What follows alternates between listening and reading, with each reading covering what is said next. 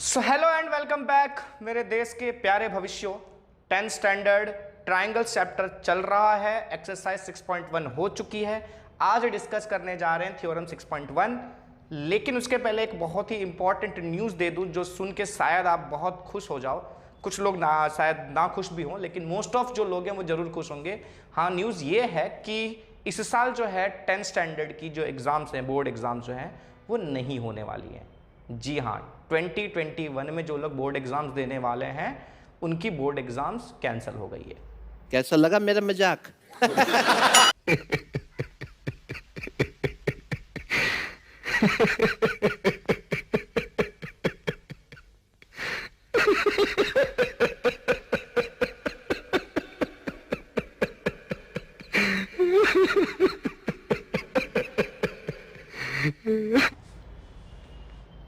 ये इसलिए डाला था क्योंकि बहुत से बच्चे जो है ना, आजकल मैं देखता हूं कि ऐसे बहुत सारे टाइटल वाले वीडियोस आ रहे हैं जिसमें थंबनेल पर लिखा रहता है कि 10th स्टैंडर्ड की बोर्ड की exams cancel question mark.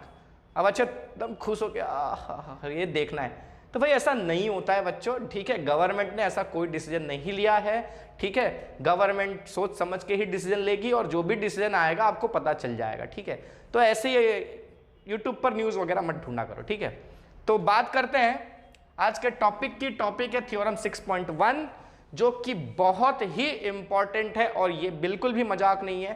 Theorem 6.1 वाकई में इंपॉर्टेंट है। इंपॉर्टेंट इसलिए है क्योंकि ये खुद 4 से 5 मार्क्स में पूछा जाता है हर बोर्ड के लिए, चाहे आप स्टेट बोर्ड में हो चाहे आप सीबीएसई में हो, सभी के लिए ये क्वेश्चन बहुत इंपॉर्टेंट है। प्लस इससे रिलेटेड पूरी एक्सरसाइज 6.2 है, देख रहे हो आप, बहुत सारे क्वेश्चन है उसके अंदर। वो पूरी एक्सरसाइज इसी थ्योरम पर बेस्ड है। तो अगर ये थ्योरम नहीं आया तो वहां प्रॉब्लम हो जाएगी, और वहां प्रॉब्लम होगी उसके बाद वाले एक्सरसाइज में भी प्रॉब्लम हो जाएगी। पूरा ट्रायंगल चैप्टर ऊपर से जाएगा। तो सीरियसली पूरे थ्योरम को अच्छे से समझना है बहुत ही ईजी, ठीक है। इसका डेरिवेशन भी आपको अच्छे से याद होना चाहिए, मतलब कि प्रूफ आपको अच्छे से आना चाहिए लिखना, ठीक है। और ऐसे प्रैक्टिस करना ना, लिख लिख के, जैसा टेक्स्ट बुक में लिखा है वैसे प्रैक्टिस करना, ठीक है। आपको पूरे मार्क्स लेने हैं, इसके मार्क्स कहीं भी नहीं कटने चाहिए। अगर इसके मार्क्स कट गए तो गंगा नहाने से भी पाप नहीं उतरेगा, इतना पाप लगता है, ठीक है। तो बात करें थ्योरम 6.1 की, तो उसका स्टेटमेंट है। अच्छा, इसका नाम है थ्योरम 6.1 के नाम भी बता दूं मैं आपको, इसके कई नाम है। एक तो है क्या, बीपीटी, जिसे हम कहते हैं basic proportionality theorem, proportionality theorem. इसका एक और नाम है FTP, fundamental theorem, fundamental theorem of proportionality, fundamental theorem proportionality. और साथ ही साथ इसका ये भी नाम है थेल्स थ्योरम, ठीक है, क्योंकि इसे थेल्स ने बनाया था इसलिए उन्हीं के नाम पर पड़ा है ये थेल्स थ्योरम, ठीक है। क्लियर है? तीनों नाम बराबर आपको पता होने चाहिए। फाइन, आप अपनी बुक में लिख लेना इसे, ठीक है। एक ही चीज़ है, तीनों का मतलब सेम ही हुआ। बीपीटी बोलना, एफटीपी बोलना या फिर थेल्स थ्योरम बोलना, एक ही बात है। तो थ्योरम कहता क्या है अपन पहले वो देख लेते हैं, ठीक है। भाई मिट जा मिट जा मिट जा मिट जा, ओके। तो थ्योरम का स्टेटमेंट है, if a line is drawn parallel to one side of a triangle, किसी ट्रायंगल की एक साइड के अगर पैरेलल कोई लाइन ड्रॉ की जाए, मतलब मैंने एक ट्रायंगल ले लिया, यहां कहां बनाऊं, यहां बनाता हूं, चलो, ठीक है। मैंने ये एक ऐसा ट्रायंगल ले लिया, ट्रायंगल को नाम दे दिया ए बी सी, ठीक है। आपने एबीसी एक ट्रायंगल लिया और बोला कि हमने एक लाइन ड्रॉ की है किसी एक साइड के पैरेलल। तो कोई एक लाइन ले लेते हैं, सपोज हमने एक लाइन ली जो इसके पैरेलल है, बीसी के। तो बीसी के पैरेलल अगर मैं कोई लाइन बनाऊंगा तो वो ऐसे निकलेगी, राइट, ठीक है। तो वही लिखा है, if a line is drawn parallel to one side of a triangle to intersect the other two sides in distinct points. इसके पैरेलल तो बनाया आपने, तो पैरेलल तो यहां से भी तो बना सकते थे, लेकिन वो नहीं, उसकी बात नहीं कर रहे हैं। पैरेलल वो लाइन जो बाकी दो साइड्स को इंटरसेक्ट करती हुई जाती है। इसके पैरेलल है तो बाकी दो को इंटरसेक्ट करती हुई जाती है इन डिस्टिंक्ट पॉइंट्स, अलग अलग पॉइंट्स पर, एक ये पॉइंट एक ये पॉइंट, ठीक है। सपोज मैं इसको नाम देता हूं पॉइंट डी, इसको मैं नाम देता हूं पॉइंट ई, फाइन। तो क्या बोला, to intersect the other two sides in distinct points. The other two sides are divided in same ratio. Other two sides are divided in same ratio मतलब जो ये साइड है और जो ये साइड है, ये जिस रेशियो में डिवाइड, मतलब जिसमें डिवाइड हो रहे हैं वो रेशियो से, मतलब AD और DB, ठीक है, ठीक है, डिवाइड हुए ना। AB को दो पार्ट्स में डिवाइड किया आपने, कौन सा पार्ट, एक पार्ट हो गया AD और एक पार्ट हो गया DB।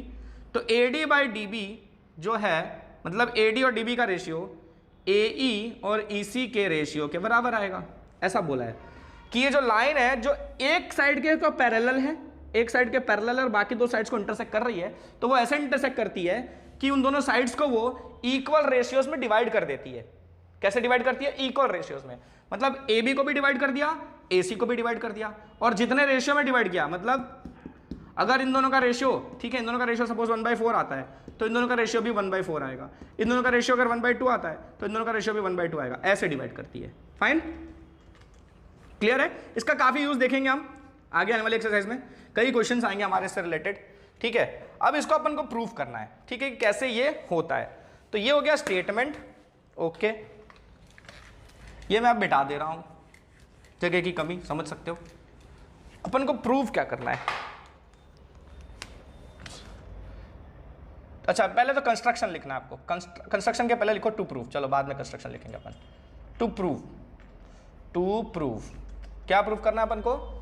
AD by DB is equals to AE by PC, ये प्रूफ करना है। अच्छा, अब अपन क्या करेंगे? कंस्ट्रक्शन करेंगे। एक चीज ध्यान रखना है कि इसमें कंस्ट्रक्शन आपको जो करना है वो क्लियरली आपको थोड़ा सा याद करना पड़ेगा, क्योंकि वो आपको हिंट देगा, ठीक है। तो क्या कंस्ट्रक्शन करना है पता है आपको? ये रहा,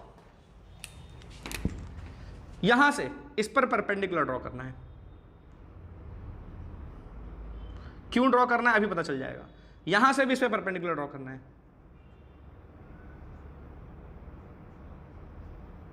ठीक है। फिर क्या करना है?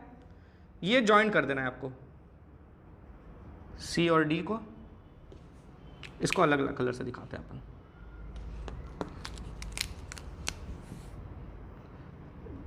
इसको ज्वाइन कर दिया अपन ने, और साथ ही साथ B और E को, ठीक है।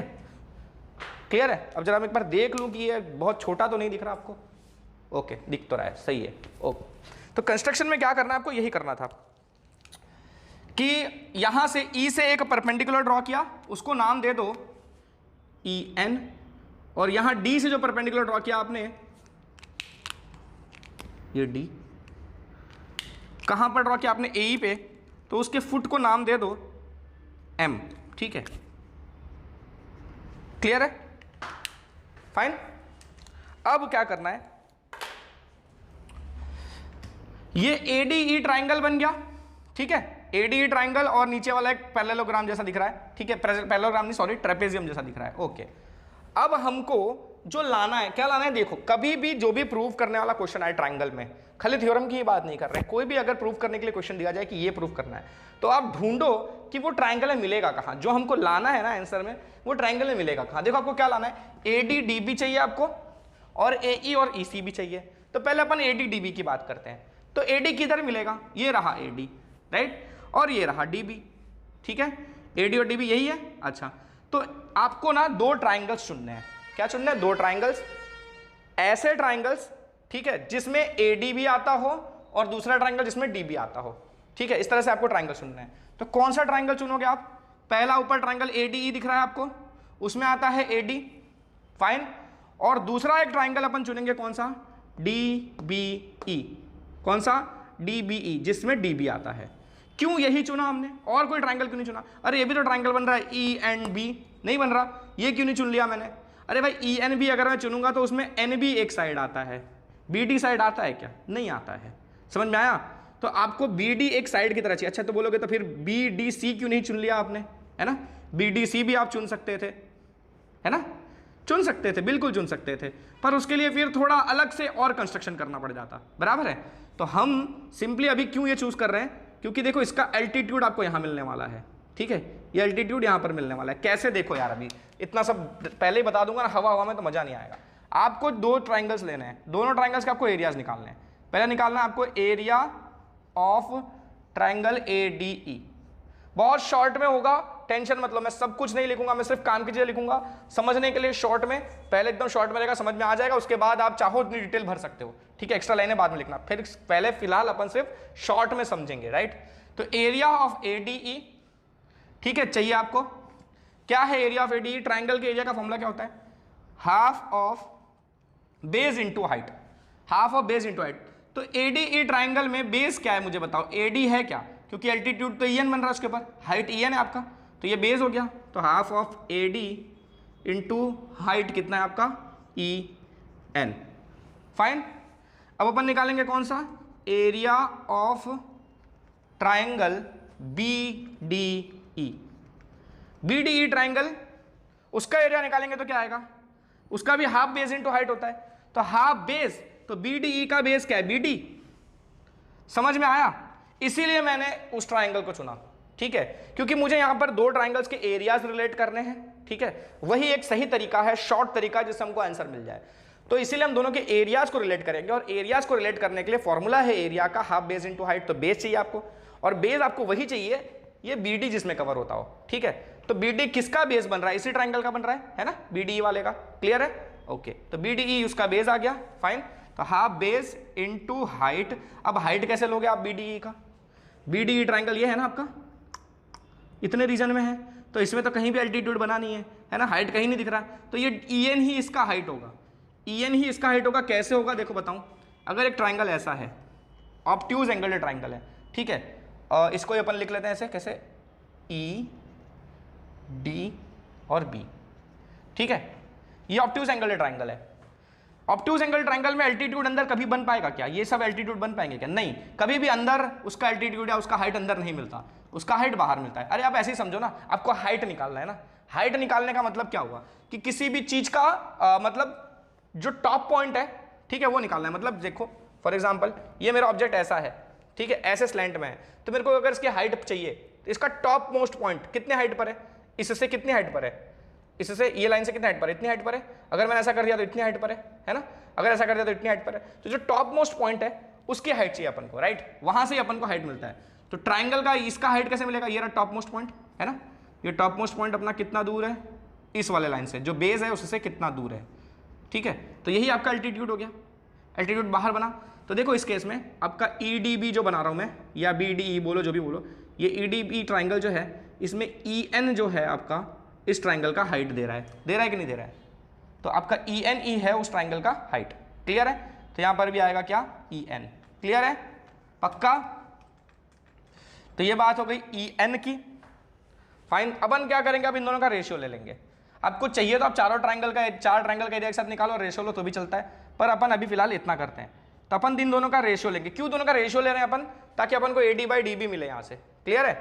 तो area of triangle ADE upon area of triangle BDE is equals to half of AD into EN upon half of BD into EN।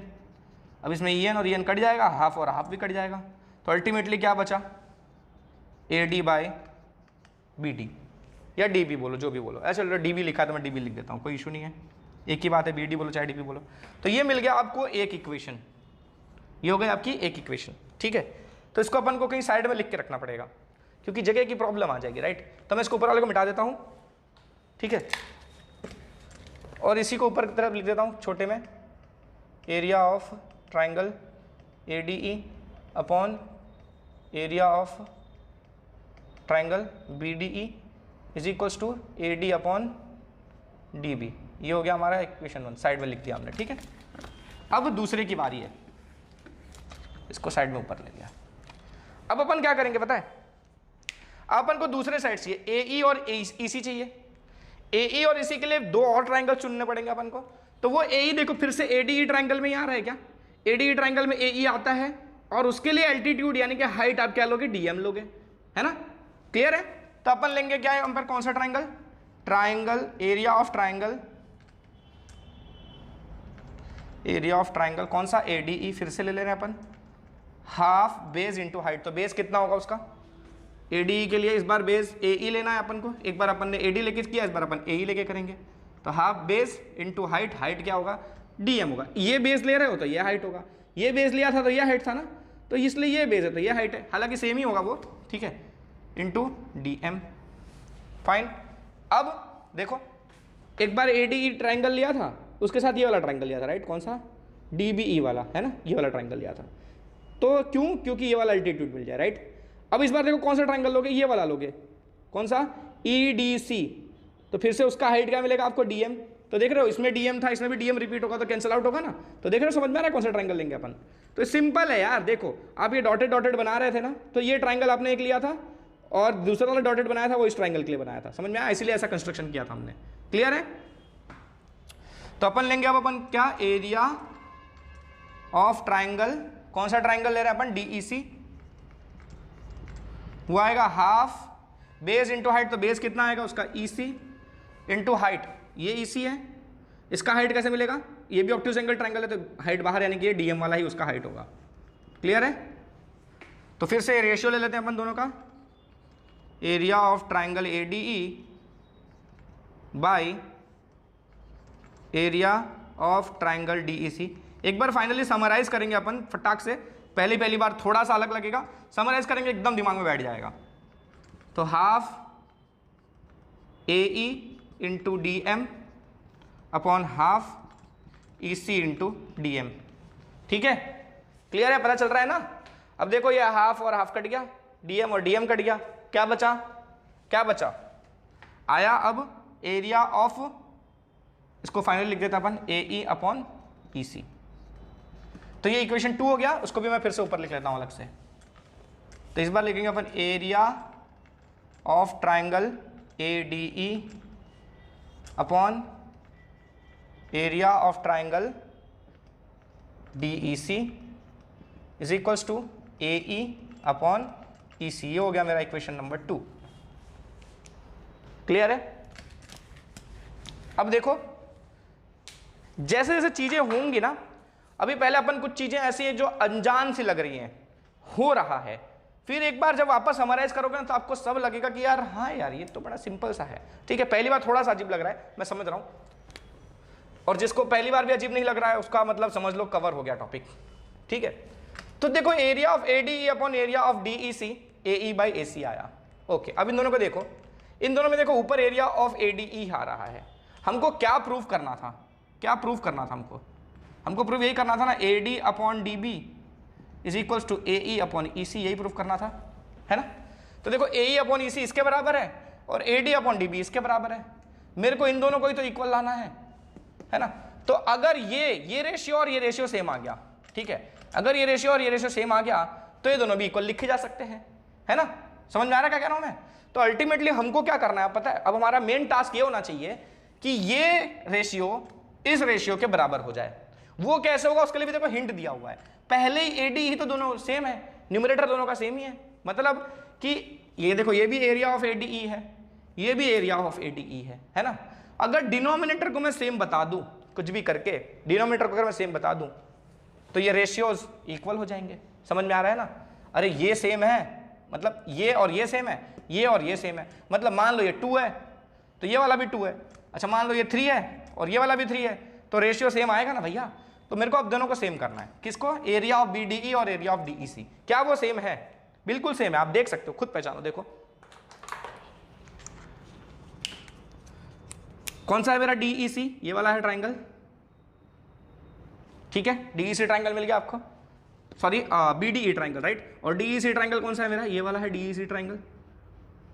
तो ये BDE और ये DEC ट्राइंगल देख रहे हो, बेस क्या है दोनों का, DE, और ये दोनों लाइन पैरेलल है ना, DE और BC पैरेलल है, तो ये दोनों ट्राइंगल सेम बेस पर और सेम पैरेलल्स के बीच में लाई कर रहा है, दोनों का एरिया सेम होगा। यार पढ़ा था 9th स्टैंडर्ड में, समझ में आया। तो कुछ भी चीज देखो, अगर पीछे की चीजें भूल गए होंगे तो थोड़ा सा अजीब लग रहा हो, लेकिन यार ये तो सबको याद रहता है, इसमें कोई अनोखा सा रॉकेट साइंस नहीं है, ठीक है। तो देखो अपन यहां डायरेक्टली लिख सकते हैं area of triangle BDE is equal to area of triangle DEC। Reason क्या लिखोगे, because both lie on same base, ये मैंने फिर भी थियरी थोड़ी लिख दी ना बोल के भी, फिर भी लिख दिया, क्या है, निकल जाता है कभी कभी। तो because both lie on same base, कौन से सेम बेस पर, D E and between same parallels. कौन से सेम पैरेलल्स हैं, D E and B C. भाई देखो डी ई और बी सी के बीच में तो दोनों ट्राइंगल लाई कर रहे हैं, और डी ई और बी सी पैरेलल भी हैं, है ना। तो दोनों ट्राइंगल कैसे हुए, सेम बेस पर यानी डी ई पर और सेम पैरेलल्स के बीच में, है ना, इसलिए दोनों का एरिया सेम हो गया। क्लियर है। तो इसको मैं बोल दूंगा इक्वेशन 3, है ना। तो मैं डायरेक्टली लिख सकता हूं फ्रॉम 1 2 एंड 3 दिस, ऐसा भी लिख सकते हो आप, या चाहो तो चलो और थोड़ा सा लंबा करना चाहें तो कर सकते हैं। तो देखो अपन जहां डी ई सी है, ठीक है, वहां पर अपन क्या डाल देंगे, डी ई सी की जगह क्या डाल सकते हैं अपन, एरिया बी डी ई डाल सकते हैं। तो 2 कैन बी रिटन एज, 2 को हम ऐसे लिख सकते हैं कि area of triangle A D E upon area of triangle D E C की जगह क्या लिख दोगे आप, बी डी ई लिख दोगे ना। क्यों भाई, दोनों सेम ही तो है, बी डी ई और डी ई सी का एरिया सेम है, तो डी ई सी की जगह बी डी ई लिख सकते हैं अपन। तो मैंने डी ई सी की जगह बी डी ई लिख दिया, ये ई अपॉन ई सी। तो इसको 3 ले लो, ठीक है, या इसको 4 लिख दो और यहाँ रीजन लिख दो फ्रॉम 3, जैसा चाहो कर सकते हो। यार मैं अगर होता ना तुम्हारी जगह तो मैं क्या करता पता है, ये सब नहीं करता, फ्रॉम 1 2 एंड 3 डायरेक्टली ये लिख देता, ठीक है। बाकी तुमको ज़्यादा दिखाना है तो देखो ऐसा होता है यार, कभी कभी बड़ा लंबा चौड़ा दिखाना है तो करो, कोई प्रॉब्लम नहीं है, पर मैं तो ये सजेस्ट करूँगा जितना टेक्स्ट बुक में लिखा उतना लिखना, ठीक है। तो ये बात हो गई अपनी कि इस हिसाब से देखो 4 में देखो A D E upon B D E आ रहा है ए ई बाई ई सी, है ना, सॉरी ये रहा, और A D E upon B D E 1 में क्या बोल रहा है, same area A D E upon B D E, ठीक है, यही देखो A D E upon B D E same है। यहाँ पर उसका ratio A D by D B है और यहाँ पर उसका ratio A E by E सी है। तो फ्रॉम 1 एंड 4 हम लिख सकते हैं, क्या लिख सकते हैं, क्या लिख सकते हैं, यहाँ लिख दूँ। सो बहुत ही ईजी, फ्रॉम 1 एंड 4 हम कह सकते हैं कि A D upon D B is equals to A E upon E C. आ गया क्या, है ना, एकदम ईजी। क्लियर है। अब जैसा मैंने आपको कहा था कि ओवरऑल एक समरी लेंगे हम लोग, तो पूरा पिक्चर एक बार क्लियर हो जाएगा। तो आपको क्या क्या चीज़ें ध्यान रखनी है, देखो पहली चीज़ ध्यान रखनी है आपको कंस्ट्रक्शन। सबसे पहली चीज़ क्या ध्यान रखनी है, कंस्ट्रक्शन। कंस्ट्रक्शन में क्या करना है आपको, ये वाले पॉइंट से एक एल्टीट्यूड बनाना है और ये वाले पॉइंट से एक एल्टीट्यूड बनाना है। फाइन, नाम कुछ भी दे सकते हो, इसमें कोई प्रॉब्लम नहीं है। अच्छा, दूसरा चीज़ क्या करना है, इन दोनों एंड्स को जोड़ना है, इन दोनों एंड्स को जोड़ना है, ठीक है। ये जोड़ने से क्या होगा, ये एक ट्राइंगल बनेगा आपका, और ये वाला जोड़ने से ये एक ट्राइंगल बनेगा, राइट। जोड़ा है वही ट्राइंगल लेने के लिए, क्लियर है। अच्छा, ये तो हो गई कंस्ट्रक्शन की बात, कंस्ट्रक्शन की चीज़ क्लियर हो गई। अगले स्टेप में आपको क्या ध्यान रखना है, आपको एरिया लेना है, ऊपर वाला ट्राइंगल का एरिया, ठीक है, और दूसरा ट्राइंगल जो ये वाला बन रहा है सब, जैसे कि बी डी ई, ठीक है, इनका रेशियो लेना है। मतलब ये ट्राइंगल जो ये लाइन बना रही है, ये ट्राइंगल, और इसी से जुड़ा हुआ, देखो इसी से जुड़ा हुआ ये बेस वाला, ठीक है, ये एक ट्राइंगल ले लेना है आपको, ठीक है। तो ये दो ट्राइंगल का एरिया लेना है आपको, इनका रेशियो निकाल लेना है, इससे आपको एक साइड का रेशियो मिल जाएगा, है ना। ये वाला मिल गया था A D upon D B वाला, है ना। ये ट्राइंगल का एरिया और ये ट्राइंगल का एरिया का रेशियो लिया तो ये मिल गया। फिर दूसरे स्टेप में क्या करना है आपको, यही ट्राइंगल का इस ट्राइंगल के साथ रेशियो लेना है ना, क्योंकि तीसरा स्टेप बोल दे अपन, ए डी ई अपॉन दूसरा कौन सा, डी ई सी वाला, है ना। तो ये ट्राइंगल अपॉन ये ट्राइंगल ले लेना है आपको, ठीक है। तो उससे आपको क्या मिल जाएगा, ए ई बाई ई सी मिल जाएगा। ये स्टेप हो गया आपका। चौथे स्टेप में आपको क्या ध्यान रखना है कि देखो ये ट्राइंगल डी ई सी और बी डी अलग अलग है ना, ऊपर ए डी सेम आ रहा है, ये दोनों अलग अलग है, तो इन दोनों को सेम करना है। तो इन दोनों सेम करने के लिए यही पैरेलल लाइंस वाला कॉन्सेप्ट यूज करना है, triangles on same base and between same parallels, ठीक है। तो same base and same parallel, ठीक है, ये खास ध्यान रखना है आपको। हो गए 4 स्टेप में आपका सारा का सारा काम काज हो जाएगा, है ना। कि भाई सेम बेस सेम पैरेलल पे ये सेम आ गया ना, ये दोनों एरिया सेम हो गए, तो ये रेशियो सेम हो गया, उससे फिर ये दोनों को आमने सामने इक्वल लिख देंगे।